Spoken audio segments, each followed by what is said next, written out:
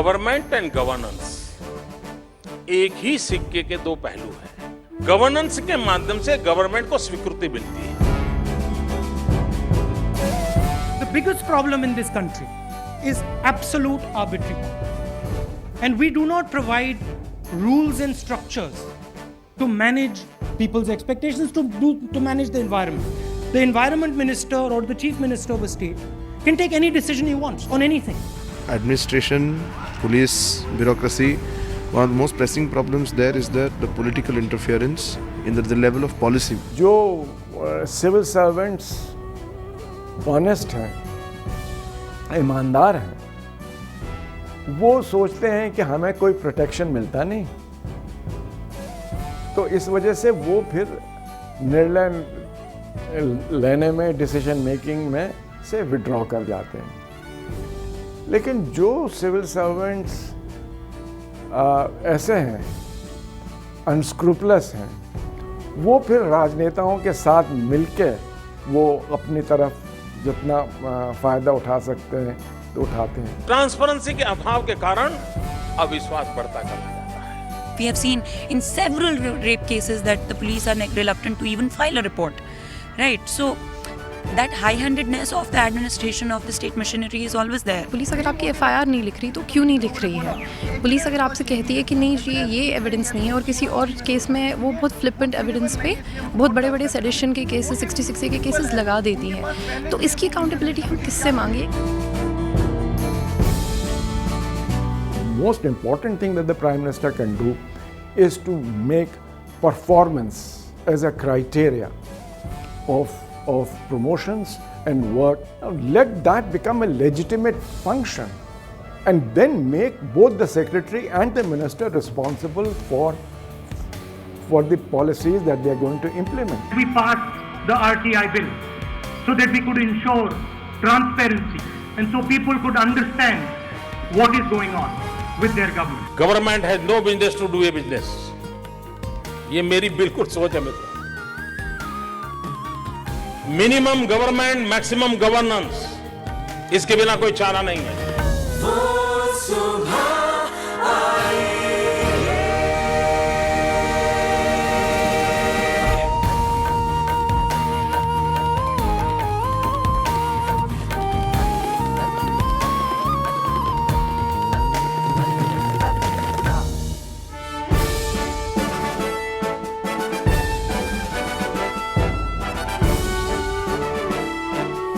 नमस्कार और स्वागत है आपका change India agenda for the next prime minister में। आज हमारी चर्चा का विषय है प्रशासनिक सुधार, एडमिनिस्ट्रेटिव रिफॉर्म।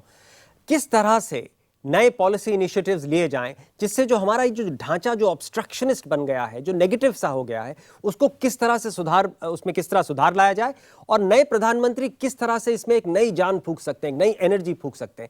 हमने विशेषज्ञों के एक ग्रुप को एकत्रित किया, उनसे कहा कि अपने सुझाव दीजिए। उनमें से 10 सुझाव हम लोगों ने निकाले हैं और आज हमारे साथ स्टूडियो में 3 ऐसे विशेषज्ञ हैं जिन्होंने अपने सुझाव दिए थे। तो हमारे साथ हैं महेश एन बुच, जो कि एक IAS अधिकारी हैं और इन्होंने गवर्नेंस रिफॉर्म एक्टिविस्ट बनने के लिए नौकरी छोड़ दी थी। साथ में है राजेश टंडन, जो एशिया में पार्टिसिपेटरी रिसर्च को हेड करते हैं। ये एक NGO है जो सिटीजन पार्टिसिपेशन और डेमोक्रेटिक गवर्नेंस के लिए काम करता है। और हमारे साथ मौजूद हैं MR माधवन, जो कि PRS लेजिस्लेटिव रिसर्च के प्रेसिडेंट हैं।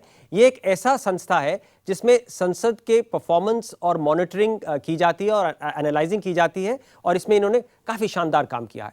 और उनके साथ जुड़ रहे हैं हमारे अपने धीरज नैयर, जो नेटवर्क 18 के थिंक इंडिया फाउंडेशन के CEO हैं और इस प्रोजेक्ट के कर्ता धर्ता हैं। हमारे साथ स्टूडियो में ऐसे लोग भी हैं, ऐसे जिन्होंने ट्विटर पे और हमारी वेबसाइट पे आके अपने सुझाव दिए। मैं ये कहना चाहूँगा कि अगले जो हमारे एजेंडा आइटम्स हैं उनमें आप लोग भी जुड़िए, हमारी वेबसाइट पे जाइए, ट्विटर पे हमें सुझाव दीजिए और इनकी तरह आपको भी हम अपनी ऑडियंस में बुलाएंगे। और मैं ये फाइनल बात कह दूं आपको कि ये जो आज का जो डिस्कशन है प्रशासनिक सुधार पे और 13 और जो हमारे एजेंडा आइटम्स हैं, जो पॉलिसी पॉइंट्स हैं, वो जून में जब नए प्रधानमंत्री आएंगे तो हम जाके उनको प्रेजेंट करेंगे।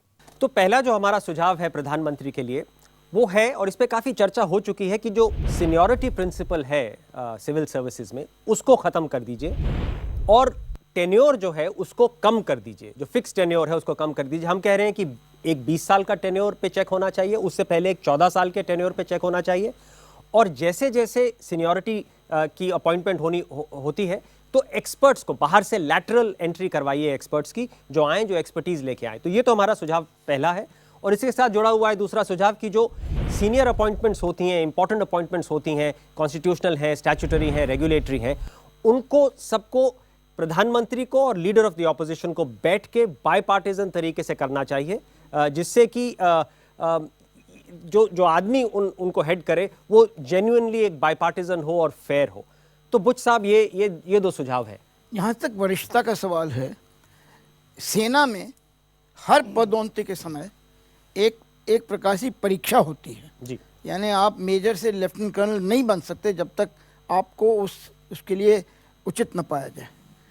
ये हमारी जो नागरिक सेवाएं हैं, सिविल सर्विसेज, उसमें भी ये सिद्धांत लागू होना चाहिए जी। 5 वर्ष, 10 वर्ष, 15 वर्ष, 20 वर्ष पे इस प्रकार के एक प्रकार से परीक्षा, बेशक लिखित परीक्षा न हो पर परीक्षण होना चाहिए कि ये पदोन्नति के काबिल हैं या नहीं। और छटते रहेंगे लोग और इसमें क्या है कि अगर जो इस प्रकार से हम वरिष्ठता प्राप्त करें कि हर स्तर पे हमें उचित माना जाए उस पद के लिए, तो मेरा ख्याल है कि इसमें कोई, इस सिद्धांत में कोई विशेष अड़चन नहीं आएगी इसको लागू करने में। दूसरी बात यह है कि हाँ, बाहर के विशेषज्ञों को लाया जा सकता है, और तीसरी बात यह है कि जहाँ तक ये संवैधानिक नियुक्तियों का प्रश्न है, ये तो बहुत अच्छी चीज़ है कि प्रधानमंत्री और विरोध पक्ष के जो अध्यक्ष हैं वो साथ मिलके करें। मगर मेरा इसमें एक सुझाव और है जी।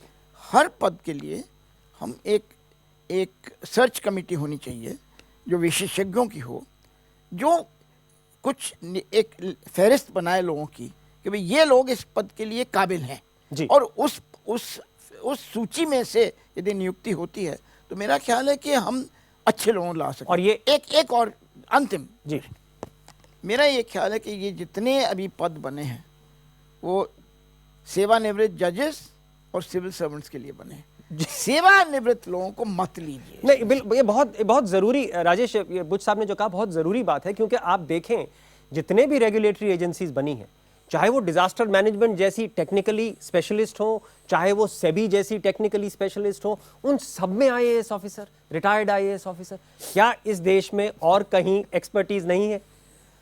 देखिए, ये इसमें मैं जोड़ना चाहता हूँ रिटायर्ड आईएएस ऑफिसर्स और चुनाव हारे हुए राजनीतिज्ञ क्योंकि बहुत सारे कमीशन ऐसे हैं जी, जिनका एक स्टैट्यूटरी महत्व है जी, और वो एग्जीक्यूटिव के ऊपर निगरानी रखने की उनकी भूमिका है जी। पर अगर वो एग्जीक्यूटिव की पार्टी के ही सदस्य हैं और उन्हीं की तरफ से सोचेंगे तो उस कमीशन की कोई भूमिका नहीं बनती। माधवन, ये हमने देखा है कि ये जो दूसरा सुझाव है हमारा, प्राइम मिनिस्टर और लीडर ऑफ द ऑपोजिशन का बैठना, तो ये हमने कई बार देखा है पिछले कुछ एक आध साल में भी कि कोई कंसेंसस नहीं हो पाया है। तो ये कितना फीजिबल है?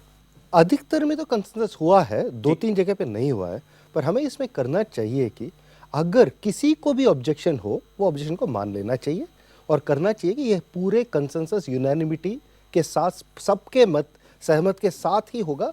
नहीं तो अगर आपके 4 मेंबर कमेटी हैं, उसमें एक ऑपोजिशन का मेंबर है जी, तो वोट करेंगे तो ऑपोजिशन का मेंबर तो हारेगा ही। पर स्पिरिट तो इन कमिटीज की यही होती है कि कंसेंसस के साथ डिसीजन लिया जाता है, क्योंकि होती है और होनी भी चाहिए। इतनी हाई लेवल कमिटी पे वोटिंग का कोई मतलब नहीं होता, मतलब नहीं है। और इसमें इसीलिए होना चाहिए किसी को भी ऑब्जेक्शन हो जी, तो ऑब्जेक्शन को मान लेना चाहिए जी, और किसी और को फिर चुनना चाहिए जी।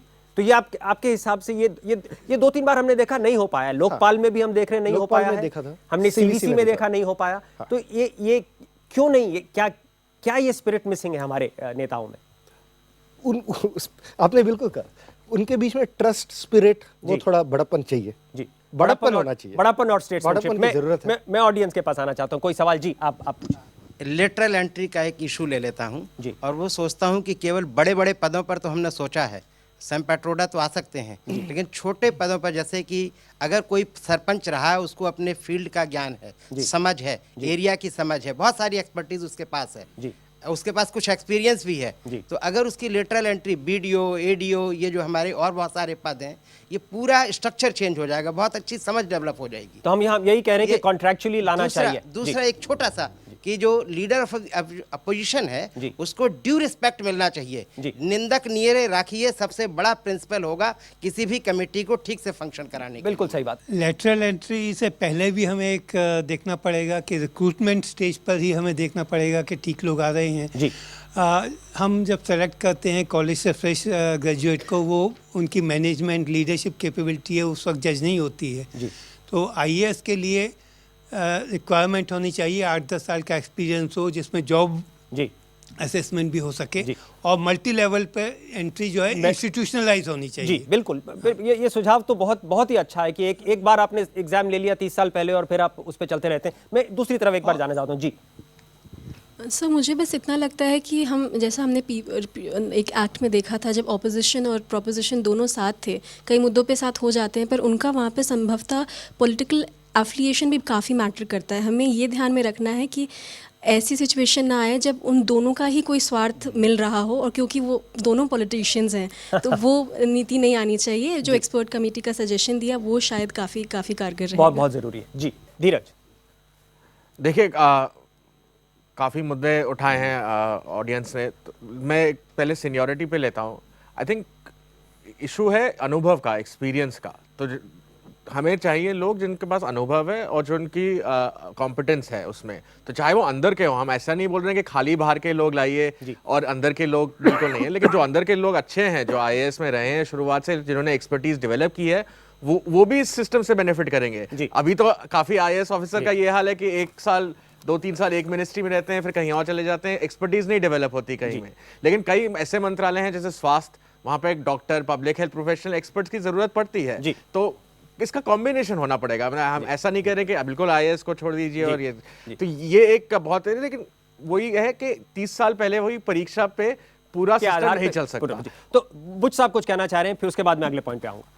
इमरजेंसी के दौरान इंदिरा गांधी जी ने एक प्रस्ताव रखा था कि शासकीय सेवा में स्पॉइल सिस्टम जो अमेरिका की है, यानी नई सरकार आए तो अपने लोग लेके आए। तो बाबू जगजीवन राम जी ने कहा, इंदिरा जी आपका प्रस्ताव तो ठीक है, मगर अभी हमारी सुन तो लेते हैं, हमारी माजरे के लोग आएंगे तो हमारी सुनेंगे कौन?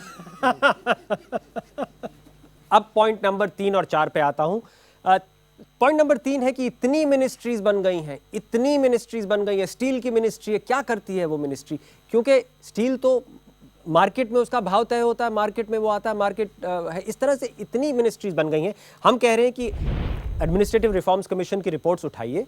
उन्होंने कहा था कि कुछ कोर पॉलिसी एरियाज में मिनिस्ट्रीज रखिए, बाकी जो इम्प्लीमेंटेशन फंक्शन है उसको मिनिस्ट्री से हटा के इंडिपेंडेंट डायरेक्टरेट्स को दीजिए। तो हम कह रहे हैं ये सारी मिनिस्ट्रीज को अबॉलिश कर दीजिए, एक छोटा कैबिनेट रखिए। और उसके साथ जुड़ा हुआ एक पॉइंट है कि हर जो डिसीजन है सिविल सर्विसेज का, ब्यूरोक्रेट्स का, उसका एक टाइम लिमिट होना चाहिए। जो उस टाइम लिमिट में नहीं करता है काम, उस पर पेनल्टी होनी चाहिए, उसकी जवाबदेही होनी चाहिए, वो मैटर अगले लेवल तक जाना चाहिए। और ये सारा कुछ ऑनलाइन होना चाहिए, क्योंकि लोगों को पता होना चाहिए कि उनका केस कहाँ पे है। तो पॉइंट नंबर 4 पे तो कोई खास डिबेट नहीं हो सकती, लेकिन पॉइंट नंबर 3 पे मिनिस्ट्रीज को छांट देना, उस पर एक एक्स डालना। संघीय व्यवस्था में अधिकांश जो क्षेत्र में काम होता है वो राज्य और स्थानीय शासन की संस्थाएं करती हैं। म्यूनिसिपैलिटी का काम दिल्ली से मिनिस्ट्री ऑफ अर्बन डेवलपमेंट नहीं कर सकती, शहरी, वो तो वहाँ की नगर पालिका या पंचायत को ही करना होगा जी। तो मेरा ये ख्याल है कि अगर जो यूनाइटेड स्टेट्स में काफ़ी बड़ा देश है, 14 मंत्री हैं, सिर्फ 14 मंत्रालय हैं जी, तो हमारे यहाँ 15 से ज़्यादा की मेरा तो ख्याल है आवश्यकता नहीं, ज़्यादा से ज़्यादा 20 जी। नहीं, मैं तो इस बात से सहमत हूँ कि 14-15 लोगों का मंत्रालय होना चाहिए। मंत्रालय, राष्ट्रीय मंत्रालय में सिर्फ नीति का काम होना चाहिए। हमारी संघीय व्यवस्था ये कहती है कि नगर पालिकाएँ, पंचायतें और राज्य सरकार प्रोग्राम प्लानिंग करें और उसका नियोजन करें जी। ये हमें भूलना नहीं चाहिए कि हमारे संविधान में डिस्ट्रिक्ट प्लानिंग कमेटी बनी हुई है जी, जो कि किसी भी कार्यक्रम को प्लान करने के लिए वहाँ पे उसका इस्तेमाल होना चाहिए। वहाँ मेयर भी हैं, पंचायत के लोग भी हैं, विभाग भी हैं, तो उसको डिसेंट्रलाइज करने की जरूरत है। ये निर्णय आप ले लें तो आपका मंत्रिमंडल वैसे ही छोटा हो जाएगा। माधवन, हम लोगों ने तो प्रधानमंत्री के लिए एजेंडा तैयार कर दिया, एक टेलीविजन शो में अपना हम बोल के चले गए, लेकिन उनको जिनको कोalition संभालना है कितना उनके लिए आसान होगा? ये मुश्किल है पर करना ही पड़ेगा।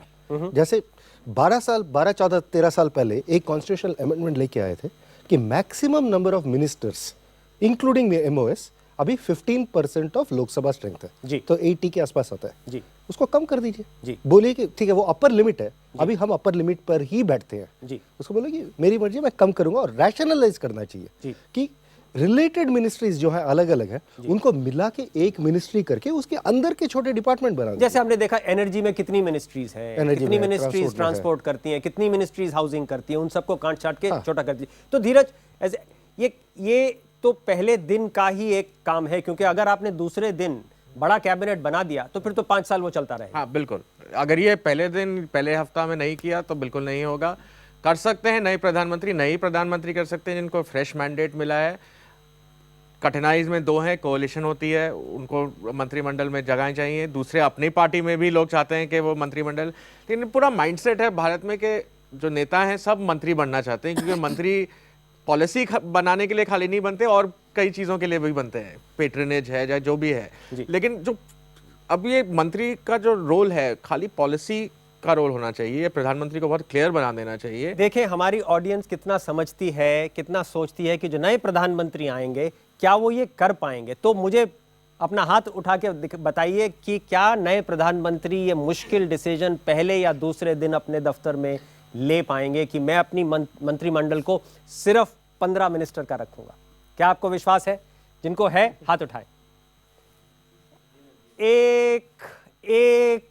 एक इंसान को विश्वास है, बाकी किसी को नहीं है। तो देखिए ये मुद्दा बहुत गंभीर है और ये बताता है आपको कितना मुश्किल है ये डिसीजन लेना। लेकिन जिस तरह से पैनल में भी कहा कि अब समय आ गया है कि ये करना होगा, और हम देख रहे हैं कई राज्यों में तो ये एक कैप लग गया है। दिल्ली जैसे राज्य में 6 मंत्रियों से ज्यादा नहीं हो सकते हैं कैबिनेट में। तो इस तरह से प्रधानमंत्री के लिए चैलेंज होगा, लेकिन पहले दिन ही उनकी शक्ति सबसे ज्यादा होती है, तो ये पहले दिन का ही डिसीजन है।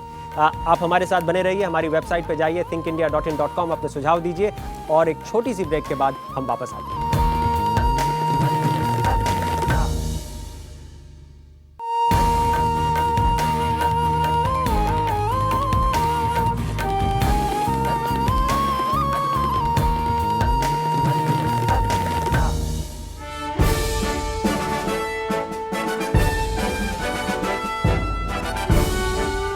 वेलकम बैक, स्वागत है आपका change India agenda for the next prime minister में। आज हम देख रहे हैं कि किस तरह अपनी प्रशासनिक व्यवस्था को सुधारा जा सकता है, क्या क्या पॉलिसी इनिशिएटिव्स प्रधानमंत्री ले सकते हैं। हमने जो पहले सेगमेंट में चर्चा करी थी वो थी कि सीनियरिटी प्रिंसिपल को हटा दीजिए, फ्रेश टैलेंट को लाइए, टेन्योर फिक्स कर दीजिए, और जो वेस्टफुल मिनिस्ट्रीज, इतनी ज़्यादा मिनिस्ट्रीज बन गई हैं, उन सबको काट छांट दीजिए और एक 15 मेंबर मंत्रिमंडल रखिए जो कि एकदम स्मॉल और एफिशिएंट रहेगा। अब हम आते हैं पॉइंट नंबर 5 और 6। ये आम आदमी के साथ बहुत ही जुड़ा हुआ पॉइंट है और ये है पुलिस का सुधार। हमारे सुझाव बड़े इंप्लीमेंटेबल हैं, हम कोई बड़ा लंबा चौड़ा थियरी की बात नहीं कर रहे हैं। पहला तो है कि अपने पुलिस स्टेशन को मॉडर्नाइज कर दीजिए। हर पुलिस स्टेशन में कैमरा होना चाहिए जिससे रिकॉर्डिंग होनी चाहिए। हर पुलिस में जो फ़ोन कॉल आता है स्टेशन में उसकी रिकॉर्डिंग होनी चाहिए। हर पुलिस स्टेशन दूसरे पुलिस स्टेशन के साथ इंटरनेट के साथ जुड़ा होना चाहिए। कोई भी एफआईआर बनती है उसको कंपल्सरीली रिकॉर्ड कीजिए, उसको वेबसाइट पे अपलोड कीजिए, और 1/3 ऑफ द स्टाफ जो है वो फीमेल स्टाफ होना चाहिए पुलिस स्टेशन में। और इसके साथ हमने कहा है कि जो ऑफिसर्स हैं उनकी जो टेन्योर है वो फिक्स्ड होने चाहिए, और एसपी रैंक तक का जो ऑफिसर है उसकी जो नियुक्ति होती है वो ब्यूरोक्रेसी से हो, उसमें पॉलिटिकल इंटरफेरेंस ना हो। तो ये हमारे मोटे मोटे सुझाव हैं। क्योंकि आप लोगों का इतना इंटरफेस रहता है तो मैं पहले ऑडियंस से शुरू करना चाहूँगा, और मैं देख रहा हूँ कि इतने हाथ यहाँ उठ रहे हैं तो मुझे एक एक करके जाना पड़ेगा। हाँ, आप नहीं बोले अभी तक। हेलो सर, पुलिस रिफॉर्म की बात कर रहे हैं हम। जहाँ तक कि पुलिस रिफॉर्म, बहुत सारे लोगों ने बहुत अच्छा सुझाव भी दिया है इनमें। पहले सबसे बड़ी बात जो आती है, हमारा जो कॉलोनियल हैंगओवर है पुलिस में, सामंतवादी सोच, जो that spirit must be overhauled, उसको सोच को, सामंतवादी सोच को ख़त्म करना है। और दूसरा जो इम्पोर्टेंट पॉइंट मैं पॉइंट आउट करना चाहूँगा यहाँ पे, प्रशिक्षण। जो प्रशिक्षण मिलता है जो सबसे निचले तबके के पुलिस हैं, लाइक दरोगाज हैं और हवलदार वगैरह है, उनको सही प्रशिक्षण नहीं दिया जाता और सारा पैसा प्रशिक्षण में 99% जो पैसा खर्च होता है वो वल्लभ भाई एकेडमी में खर्च होता है एसपीज के। पॉइंट आपका बिल्कुल ठीक। हाँ, आप बोले। जैसे कि इसमें दो ब्रांचेज है, जैसे पुलिस लॉ एंड ऑर्डर को भी वही संभाल रही है और इन्वेस्टिगेशन को भी वही संभाल रही है।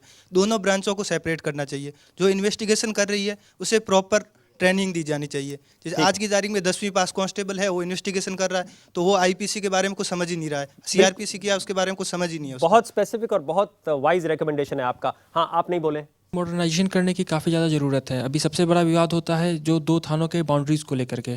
तो अगर हम मॉडर्नाइजेशन करते हैं, एक सही मैपिंग होती है, फिर गाड़ियों में जो पेट्रोलिंग वैन्स है उसमें जीपीएस लगाते हैं, रिकॉर्डिंग सब कुछ सही होता है, तो फिर ये जो बहानेबाजी चलती है नहीं हो पाएगी। बुच साहब, आपने सुना सबको। जहाँ तक पुलिस को आधुनिक करने का प्रश्न है, उससे तो असहमति हो ही नहीं सकती। और जितना आधुनिक करेंगे उससे क्या होगा कि जो सोनी टीवी का एक क्राइम पेट्रोल दस्तक आता है प्रोग्राम, जिसमें देखते हैं दिखाते हैं पुलिस वाले डंडों से मार रहे हैं, वो खत्म हो जाएगी प्रथा जी। और दूसरी बात ये कि आधुनिक होने की वजह से उनके जो इन्वेस्टिगेशन है उसमें भी पुलिस को मदद मिलेगी, पुलिस की क्षमता बढ़ जाएगी।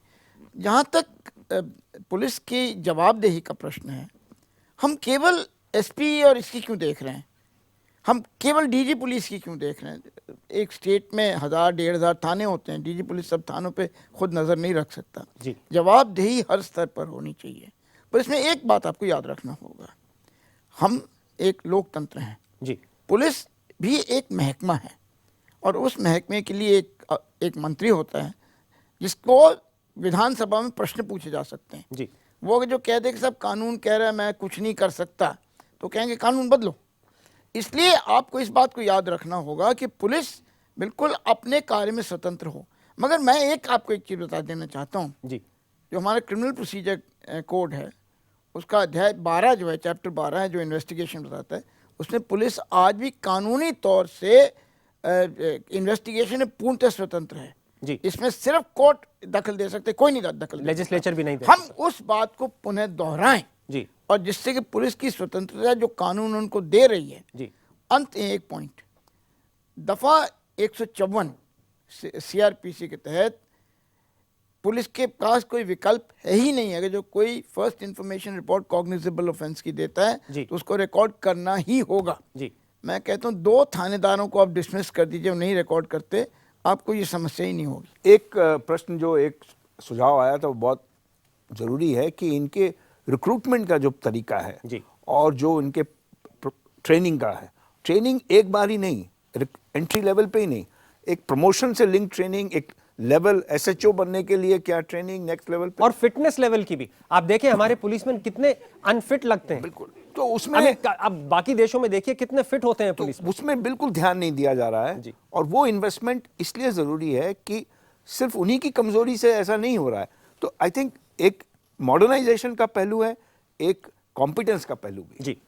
माधवन, बिल्कुल सहमत हूँ इसमें। एक और चीज़ है जी कि नंबर ऑफ पुलिसमैन हमारे बहुत कम है पर पॉपुलेशन जी। तो पिछला जो पॉइंट था, मिनिस्ट्रीज को थोड़ा रैशनलाइज करें जी। आपके कम लोग आएंगे उधर, essential job of the state जो है लॉ एंड ऑर्डर जी, उसमें आप ज्यादा मैन पावर लगाइए जी। हमारे पास बहुत नंबर ऑफ पुलिसमैन बहुत कम है, ओवर स्ट्रेच्ड है, उससे भी प्रॉब्लम। देखिए, जो हमने फिक्स टेन्योर की बात की, वैसे मैं बुच साहब से सहमत हूँ कि जवाब तो देना पड़ेगा हर लेवल पे, लेकिन वही है कि पुलिस का मोराल भी कम हो जाता है कि अगर वो कुछ एक्शन ले, ठीक करे का एक्शन ले, तो और मंत्री उनको ट्रांसफ़र कर दिए। बहुत ज़्यादा कई राज्य हैं जब ट्रांसफ़र हर रोज़ होता है या हर 6 महीने में पुलिस वाले ट्रांसफ़र हो जाते हैं, उससे जो अच्छे ऑफिसर हैं उनका मोराल घटता है। तो इसलिए वो सुझाव है कि पुलिस वाले जो अच्छे हैं उनको भी मोराल मिलना चाहिए कि हम अच्छा काम कर रहे हैं। कोई मंत्री हमें ऐसे आर्बिट्रेरली ट्रांसफर नहीं करेगा, मतलब अगर कारण हो तभी करेगा, तो वो ज़्यादा महत्व है। और अगर आप माइंडसेट की बात करें, बिल्कुल बदलना चाहिए, लेकिन माइंडसेट ऐसे नहीं बदल जाएगा। हमारे और आपके कहने से तो माइंडसेट बदलेगा नहीं पुलिस का। कैमरा लगा होगा तो शायद कैमरा लगा होगा तो बदलेगा, क्योंकि कैमरा का डर है, अकाउंटेबिलिटी का डर है। तो वो जो टेक्नोलॉजी और जो हम कह रहे हैं कि हर पुलिस स्टेशन में हर फोन कॉल मैंडेटरीली रिकॉर्ड होना चाहिए। बिल्कुल, और इसी वजह से सारे एफआईआर फाइल होंगे, इसी वजह से जो आपके अभी समस्याएं, पुलिस की क्रेडिबिलिटी नहीं है, अकाउंटेबिलिटी नहीं है, सब बदलेगा, उनका व्यवहार बदलेगा, आधुनिकता ही व्यवहार बदलाएगी। तो इनका पॉइंट आधुनिकता ही व्यवहार बदलाएगी। अब हम आते हैं जुडिशरी पे। यहाँ पे भी काफ़ी सुझाव जो हैं आते रहते हैं, लेकिन जुडिशरी एक तरह से लोग समझते हैं कि क्लोज्ड सिस्टम है, कि वो जजेस ही उसके लिए रिस्पॉन्सिबल हैं और जो भी जजेस और लॉयर्स और बार काउंसिल्स करेंगे, बाहर की दुनिया का उससे ज़्यादा वास्ता नहीं है। तो हम कह रहे हैं वो व्यवस्था थोड़ी बदलनी चाहिए। तो हमारा पॉइंट नंबर 7 है कि कॉलेजियम सिस्टम जो है अपॉइंटमेंट ऑफ जजेस, जिसमें सिर्फ जजेस ही इन्वॉल्व हैं, उसको बदलिए, एक नेशनल जुडिशियल कमीशन बनाइए जिसमें सिर्फ जुडिशरी के रिप्रेजेंटेटिव्स ना होकर एग्जीक्यूटिव से हों, सिविल सोसाइटी से हों, लेजिस्लेचर से हों, और एक बेंचमार्किंग और ऑडिट परफॉर्मेंस कोर्ट्स का भी होना चाहिए कि अगर इस तरह का केस है, थेफ्ट का केस है या कोई और सिविल केस है या किसी एक्सीडेंट का केस है, तो ये बेंचमार्किंग होनी चाहिए कि अगर एक कोर्ट उस केस को 30 दिन में कर देता है तो दूसरा कोर्ट 30 साल क्यों लगाता है। पहले ऑडियंस के पास 2-3 क्विक सजेशंस के लिए आता हूं, फिर मैं पैनल के पास जाऊंगा। जी साहब, आप बताएं। We want to abolish this fast track system.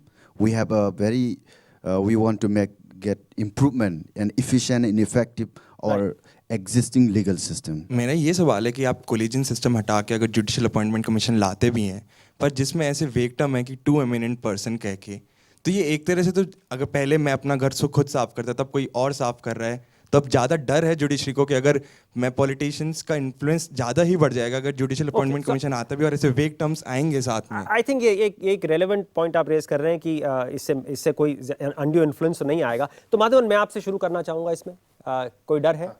थोड़ा डर तो है, पर अभी एक कॉन्स्टिट्यूशन अमेंडमेंट बिल और एक बिल तो रखा है, तो इसमें फिर से वही पॉइंट है जो पहले बड़प्पन की बात की थी जी, कि जब आप ये एमिनेंट पर्सन्स ला रहे हैं जी, तो ऐसे लोगों को लाना चाहिए कि किसी को शक ना हो जी at the selection committee, right, क्योंकि उसके बाद इंडिविजुअल जजेस के बारे में वाइड नॉलेज तो होगा नहीं जी, वो तो सिलेक्शन कमिटी को करना पड़ेगा। और ऐसा क्लियर सर्च प्रोसेस हो सिलेक्शन से पहले जो भी ट्रांसपेरेंट हो कि जो पूल से ले रहे हैं वो पूल ही साफ हो। जी राजेश, मैं 2 बातें कहना चाहता हूँ। एक तो ये कि जो रिफॉर्म ऑफ जुडिशरी है उसमें लोअर कोर्ट्स के ऊपर ध्यान देने की ज़रूरत है। लोअर कोर्ट्स का रिफॉर्म, मॉडर्नाइजेशन, उनकी जो प्रोसेसिंग है, कितनी बार अपील कर सकते हैं, एडजमेंट कर सकते हैं, जी, उसको सिंप्लीफाई करने की हम जैसे सजेस्ट कर रहे हैं कि सरकार ही इतनी बड़ी लिटिगेंट है, अगर सरकार अपनी लिटिगेशन कम कर दे तो बहुत सुधार हो जाए। जी बुच साहब, यहाँ तक जुडिशरी का सवाल है, कॉलेजियम सिस्टम सिर्फ हाई कोर्ट और सुप्रीम कोर्ट को लागू है, लोअर जुडिशरी को बिल्कुल लागू नहीं है। उनका तो ये और ही व्यवस्था है जी। परंतु मेरा एक और कहना है, संविधान में कॉलेजियम सिस्टम का कहीं प्रावधान ही नहीं, उसमें यह है राष्ट्रपति अपने विवेक पर जी किसी भी सुप्रीम कोर्ट या हाई कोर्ट जज से सलाह मशवरा करके जी ये निर्णय ले सकते हैं कि कौन उचित है इन पदों पे नियुक्त करने के लिए। परंतु सिवाय चीफ जस्टिस के पद के, चीफ जस्टिस इंडिया के पद के, हर दूसरे पद के लिए चीफ जस्टिस से ज़रूर सलाह ली जाएगी। जी, कॉलेजियम चीफ जस्टिस ने लाया है जी, संविधान में, कानून में कॉलेजियम है ही नहीं। बिल्कुल जी। एक दूसरी बात यह है कि हम भारत में रहते हैं, भारत में शायद सबसे जो कहते हैं ना विख्यात या एमिनेंट होना चाहिए निर्विवाद, तो शायद निर्विवाद विख्यात व्यक्ति तो केवल दाऊद इब्राहिम ही है, बाकी सब पे विवाद है। इसलिए इसमें हम किसको लाते हैं सिलेक्शन प्रोसेस के अंदर, उसमें बहुत ही सोच समझ के विचार करना होगा कि बिल्कुल निष्पक्ष लोग इसमें आए। पर एक प्रश्न आपके सामने रखना चाहता हूँ, जहाँ तक हमारे हाई कोर्ट और सुप्रीम कोर्ट का सवाल है, वो हाई प्रोफाइल PILs को देखते हैं जी। साधारण केसेस में तो तारीख लगती रहती, इसको इस माइंडसेट को बदलने की जरूरत है। बिल्कुल बिल्कुल, यानी अगर जो मीडिया हाई प्रोफाइल केसेस को रिपोर्ट करना ही बंद कर दे तो शायद हाई कोर्ट और सुप्रीम कोर्ट जजेस फिर अपना काम करना शुरू कर दें। नहीं, आपकी ये पॉइंट बहुत जरूरी है कि मीडिया पे भी किस तरह से कोर्ट प्रोसीजर्स को कवर किया जाए। इंडिया में कोई ऐसी खास गाइडलाइंस नहीं है, जबकि बाकी डेमोक्रेसीज में बहुत स्ट्रॉन्ग गाइडलाइंस हैं कि क्या चीज़ आप रिपोर्ट कर सकते हैं और क्या नहीं कर सकते। धीरज, जैसे हमारे दोस्त ने अभी कहा था कि justice delayed is justice denied, वो तो 30 साल लगेंगे, 40 साल लगेंगे, लोग जिंदा भी नहीं रहते उतने टाइम के लिए। लेकिन अब दूसरी तरफ जाने का भी डर है कि बहुत जल्दी अगर फैसले दिए जाएं तो फिर जस्टिस ना उस तरह भी ना हो। लेकिन इसमें मिडिल ग्राउंड, बीच का ग्राउंड ढूंढना पड़ेगा। तभी हमने कहा बेंचमार्किंग करिए ब्रॉडली, मतलब हम टाइम लिमिट नहीं बोल सके 30 दिन में करिए या 40 दिन में करिए, लेकिन अगर केस ज्यादा तक दिख रहे हैं कि इस चोरी का केस 60 दिन में डिसाइड होता है, तो फिर 75 दिन से ज्यादा कोई न्यायालय को 90 भी हो जाए, लेकिन 4 साल नहीं अगर देर हो रही है तो बहुत अच्छा एक्सप्लेनेशन होना चाहिए क्यों हो रही है। तो लोअर कोर्ट अकाउंटेबल हो हायर कोर्ट को, हायर कोर्ट हो अकाउंटेबल सुप्रीम कोर्ट। तो जुडिशरी भी जो है वो भी इसी समाज का भाग है, वहाँ भी भ्रष्टाचार है, वहाँ भी इनएफिशिएंसी है, जैसे ब्यूरोक्रेसी में है, जैसे पुलिस में है। तो उनको रिफॉर्म के बाहर रखना ठीक नहीं होगा, उनको भी लाना है हमें इस प्रशासनिक सुधार के और सारे वही पॉइंट्स, टेक्नोलॉजी, मॉडर्नाइजेशन, जो ब्यूरोक्रेसी और पुलिस पे लागू हैं वो जुडिशरी पे भी लागू होते हैं। तो प्रधानमंत्री जी, आपने सुना हमारे क्या क्या सुझाव है। इस वक्त आप लोग हमारी वेबसाइट पे जाइए thinkindia.in.com, अपने सुझाव दीजिए और बने रहिए, क्योंकि हम एक छोटी सी ब्रेक के बाद आखिरी सेगमेंट के लिए वापस आते हैं।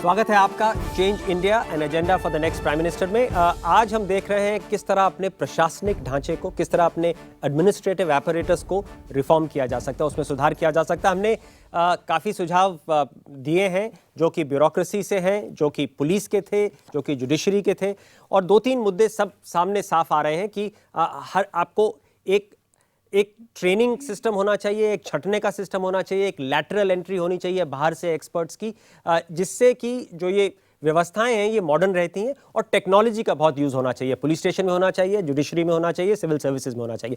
अब हम आखिरी मुद्दे पे आते हैं, और वो है लेजिस्लेचर्स, हमारे जो लॉ मेकर्स हैं उनमें भी सुधार होना चाहिए। तो पॉइंट नंबर 9 जो हमारा है वो एंटी डिफेक्शन बिल से जुड़ा हुआ है। आपको ध्यान होगा जब ये बिल लाया गया था 1980-85 के आसपास शायद ये लाया गया था, तब था कि एक आयाराम गयाराम का कल्चर होता था इंडिया में। कोई पॉलिटिशियन किसी पार्टी में आता था, फिर आधे लेजिस्लेटर में दूसरी पार्टी में चला जाता था, फिर तीसरी पार्टी में। एक बार तो एक ऐसा भी था कि शायद उन्होंने एक आध दिन में 9 पार्टी चेंज करी थी। तो ये भी हुआ था। तो एक कल्चर बन गया था आयाराम गयाराम। तो उसको रोकने के लिए सरकार एंटी डिफेक्शन बिल लेके आई। लेकिन आज उसका ये हो गया है कि हर छोटे छोटे मुद्दे पे व्हिप लग जाता है और उसमें पार्लियामेंट में डिस्कशन नहीं होती है। एमपीज अपने खुल के अपनी बात कह नहीं सकते। तो हम कह रहे हैं कि एंटी डिफेक्शन बिल को सिर्फ मनी बिल और कॉन्फिडेंस वोट्स में रखिए, बाकी में कोई व्हिप नहीं लाइए, एमपीज को बोलने दीजिए। अगर वो पार्टी लाइन के अगेंस्ट भी बोलते हैं तो उससे डेमोक्रेसी रिच होती है और डेमोक्रेसी का सुधार होता है। उसके साथ जुड़ा हुआ पॉइंट है पार्लियामेंट्री कमिटीज का। हम कह रहे हैं उनको एक्सपर्टीज दीजिए, उनको टेलीवाइज कीजिए। सो ये पार्लियामेंट्री कमिटीज में जो डिस्कशन है वो ज्यादा एक्सपर्टीज, ज्यादा डेप्थ के साथ हो सके। ये हमारे पॉइंट्स 9 और 10 है। माधवन, ये एंटी डिफेक्शन पे मैं पहले आता हूँ। जैसे आपने कहा ये आयारम गैरम के लिए बना था, पर ये पूरा पार्लियामेंट को अभी खा चुका है। क्योंकि इससे क्या हुआ, एक तो आयारम गैरम से कोई फर्क नहीं पड़ा, क्योंकि अभी क्या है कि एक एक इंडिविजुअल एमपीज की जगह एक पूरा डीएमके निकल जाता है कोalition से, एक पूरा टीएमसी निकल जाता है, तो पार्टी का पार्टी एक साथ निकलता है, तो उससे कोई फर्क नहीं पड़ा स्टेबिलिटी में। तो आपके हिसाब से जो हमने सजेस्ट करा है कि सिर्फ मनी बिल और कॉन्फिडेंस वोट्स में रहे, वो भी निकलना चाहिए मेरे वो आपके हिसाब से वो भी निकलना चाहिए। क्यों एंटी डिफेक्शन लॉ ही आपके हिसाब से हटा देना चाहिए। मैं क्विकली ऑडियंस के पास आना चाहता हूँ। और कोई और डेमोक्रेसी में नहीं है, ये किसी और डेमोक्रेसी में नहीं है। और जैसे हमने बोला कि कुछ ही महीने पहले यूनाइटेड किंगडम में प्रधानमंत्री चाहते थे कि सीरिया के साथ वॉर हो, लेकिन उनके अपने एमपीज ने उनके अगेंस्ट वोट किया और इसलिए ब्रिटेन सीरिया के वॉर में पार्ट नहीं ले पाए। तो ऑडियंस में बहुत हाथ उठ रहे हैं। इस तरह से शुरू करूंगा, आप नहीं बोले। हाँ, एंटी डिफेक्शन लॉ के बारे में मैं ये कहना चाहता हूँ कि सर जिस टाइम एंटी डिफेक्शन लॉ आया था तो इसका मतलब था स्टेबल गवर्नमेंट रहे जी। तो राजीव गांधी के टाइम में लाया गया था और उस टाइम मेनली इसमें दिया था 1/3 पर्सन कोई भी पार्टी से चेंज करे, तो इसका बना था। तभी इसमें कुछ न कुछ कमी रही थी कि आप एक को छोड़ के आप थोक में खरीद सकते हो जी। अकेले लोग नहीं खरीद सकते, आप थोक में खरीद सकते हो। एक सुझाव ये आया था बीच में कि पार्टी के टिकट पर आप जीतते हैं तो पार्टी के प्रति भी जवाबदेही हो जाती है। कॉन्स्टिट्यूशन में पार्टी का कोई जिक्र नहीं है जी। तो इसलिए कॉन्स्टिट्यूशन को सबसे पहले हमें इंटरेस्ट पीपल का रखना है, पार्टी का नहीं। पार्टी एक माध्यम हो सकती है। व्हिप एकदम हट जाना चाहिए। एकदम हट जाना चाहिए। अब मैं पैनल पे आता हूं, राजेश आपके पास, उसके बाद बुच साहब के पास। देखिए, पार्लियामेंट्री व्यवस्था में सबसे महत्वपूर्ण चीज़ ये है कि हमारे मेंबर्स ऑफ पार्लियामेंट एग्जीक्यूटिव के फंक्शनिंग के ऊपर निगरानी रखें जी। वही एक स्थान है जहाँ पे हमारे चुने हुए प्रतिनिधि एग्जीक्यूटिव के फंक्शनिंग पे बहस कर सकते हैं, डिबेट कर सकते हैं और कॉन्स्टिट्यूएंसी से लाने वाले मुद्दों को फीडबैक दे सकते हैं। तो पार्लियामेंट के अंदर डिबेट बंद हो गई है। इस डिबेट को रिवाइव करने के लिए इस तरह के जो रेस्ट्रिक्शंस लगे हैं वो कुछ तो कानूनी रेस्ट्रिक्शन है जैसे एंटी डिफेक्शन वाला, विप वाला, और कुछ पार्टी की तरफ से इम्पोज किए हुए रेस्ट्रिक्शंस हैं, इनको दूर करने की आवश्यकता है। इसी के चलते जो पार्लियामेंट्री कमेटी का फंक्शनिंग है उसको भी स्ट्रेंथन करने की आवश्यकता है। और मेरे ख्याल से सभी मंत्रालयों पर, सभी विभागों के बजट पर, सभी मंत्रालयों के काम करने के तौर तरीके और नीतियों पर पार्लियामेंट्री कमेटियों का खुला, ट्रांसपेरेंट और जैसे हमने बोला टेलीकास्ट भी हो और रिसर्च एंड एक्सपर्ट इनपुट्स के साथ बहस होनी चाहिए। तो एक पार्लियामेंट्री बहस अगर नहीं होगी तो पार्लियामेंट का कोई अर्थ नहीं रह जाता। बुच साहब, आज से कुछ वर्ष पहले जहाँ तक बजट का प्रश्न था वो तो पूरी विधानसभा में ही रखा जाता था और वहीं बहस होती थी, हर मुद्दे पे वो बहस होती, हर ग्रांट पे होती थी। वो बहस तो बिल्कुल ख़त्म हो गई है। पिछले साल के बजट में पार्लियामेंट में सिर्फ 2 ही मुद्दे जो बिल्कुल जिसके अंदर कोई ज़्यादा पैसा नहीं थे उन्हीं पे बहस हुई, बाकी सब गिलोटीन हो गए क्योंकि वो कमेटी में देखे गए थे। इस कमेटी सिस्टम पे मैं समझता हूँ पुनः विचार होने की ज़रूरत है। ये अमेरिकन कांग्रेस से हमने ली है ये क्योंकि अगर जो कमेटी में बहस की वजह से विधानसभा में या संसद में बहस बंद हो जाए तो हाउस की आवश्यकता क्या है, एक। दूसरी बात यह है कि जहाँ तक विप, पार्लियामेंट का अर्थ ही ये है कि जहाँ बहस होगी, अब अगर जो बहस पे अंकुश लगा दें विप के माध्यम से तो पार्लियामेंट की आवश्यकता कुछ है ही नहीं। धीरज, आखिरी मुद्दा है, इसको समाप्त कीजिए। भारत लोकतंत्र है, लोकतंत्र में पार्लियामेंट से ऊपर कुछ नहीं होता है। तो जब तक पार्लियामेंट ठीक तरह से फंक्शन नहीं करेगा तो बात की जो हम प्रशासनिक सुधार की बात कर रहे हैं उसका कोई महत्व नहीं है, क्योंकि अगर आपके लॉ मेकर, जो आपके प्रतिनिधि हैं, वही नहीं काम कर रहे हैं तो बाकी कौन काम करेगा। तो इसलिए ये बहुत ही अहम मुद्दा है, ये जो 2 मुद्दे हमने उठाए हैं। और बिल्कुल एमपीज को ज्यादा फ्रीडम मिलना चाहिए पार्टी के अगेंस्ट बोलने का। इनर पार्टी डेमोक्रेसी भी बढ़ेगी। तो प्रधानमंत्री शुरुआत करें अपनी पार्टी से कि अपने पार्टी के एमपीज को बोलने दीजिए आपके खिलाफ, हर मुद्दे पे खिलाफ बोलिए। ये हमारे सिस्टम में प्रॉब्लम है कि वो निजी तौर पे ले लेते हैं कि हम मेरे खिलाफ बोल रहे हैं, लेकिन मुद्दों के खिलाफ बोलने दीजिए। अपनी पार्टी से शुरुआत करिए। आप अपनी पार्टी से शुरुआत करेंगे तो फिर ऑपोजिशन की पार्टी से उनको भी करना पड़ेगा। तो ये बहुत ही अहम मुद्दा है, करना चाहिए। तो मैं फाइनल एक पोल लेना चाहता हूं ऑडियंस से। क्या आपको लगता है कि जो नए प्रधानमंत्री होंगे, जो भी होंगे, उनमें इतना कॉन्फिडेंस होगा, इतना स्टेट्समैनशिप वो दिखाएंगे कि कहें कि आप मुद्दों पे बोलिए, अगर मेरी पॉलिसी के अगेंस्ट भी बोलते हैं तो मैं सुनूंगा, क्योंकि वो एसेंस है पार्लियामेंट्री डेमोक्रेसी का। क्या ऐसा प्रधानमंत्री आएगा जून में? बताएं कितना कॉन्फिडेंस है। तो करीब 25% को लगता है कि आएगा, 1 in 4 को लगता है, बाकी 75% को तो लगता है कि शायद वो जो मार्गरेट थैचर वाली बात हो रही थी उतना कॉन्फिडेंस शायद हमारे नए प्रधानमंत्री में ना हो। लेकिन वी लिव इन होप। हमें लगता है कि ज़रूर शायद ऐसे व्यक्ति आएंगे जो कि इस तरह की स्टेट्समैनशिप को दिखा पाएंगे। तो जाने से पहले हमारे 10 पॉइंट प्रधानमंत्री के लिए।